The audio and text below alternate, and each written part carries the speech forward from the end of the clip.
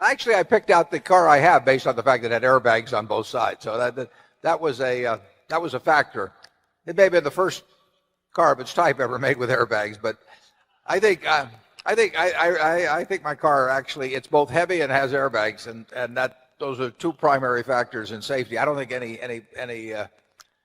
don't think a safer car is necessarily being made. It might be safer to drive around in a big heavy duty truck or something, but I'm not ready for that. The Incidentally, on a car, I look at that like anything else. It would take me probably a half a day to go through the exercise of buying a car and reading the owner's manual and all of that. And that's just a half a day I don't want to give up in my life for no benefit. If I could write a check in 30 seconds and be in the same position I'm in now with a newer car, I'd be glad to do it this afternoon. But I don't like to trade away when there's really no benefit to me at all. I'm totally happy with the car. I just don't want to trade away the amount of time I'd have to spend fooling around to get familiar with and get title to and do all the rest of the things. Pick one out, so a new car. But if there's a safer car made, I'll be driving in it. Well, in personal consumption, Warren is more frugal. Would you care to give an example? Warren lives in the same house he bought for a very modest price, what, in 1950 something? I bought it in 1958, and you moved into yours about 1960, didn't you? Yeah, and I paid more. But he designed his own. He designed his own house. He did not pay an architect, right?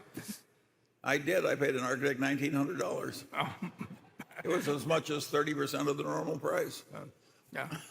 Notice how he remembers the details. No, I have everything in life I want. It's a very simple thing. If there's anything that money could buy, there are things money can't buy. But if there's anything money could buy that I wanted, I'd do it this afternoon.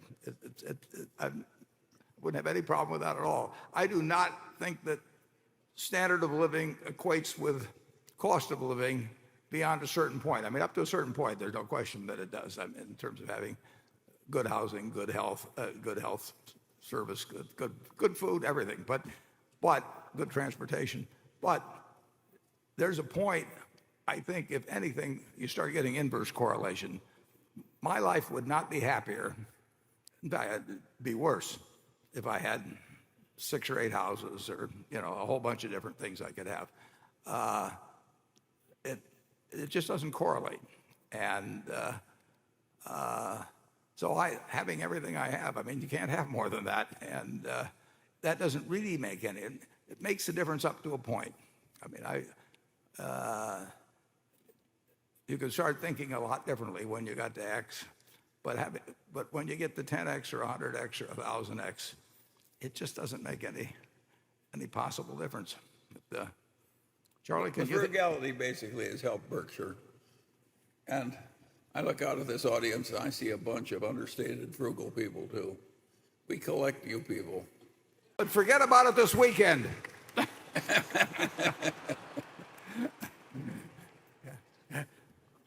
The more you buy, the more you save at these prices, folks.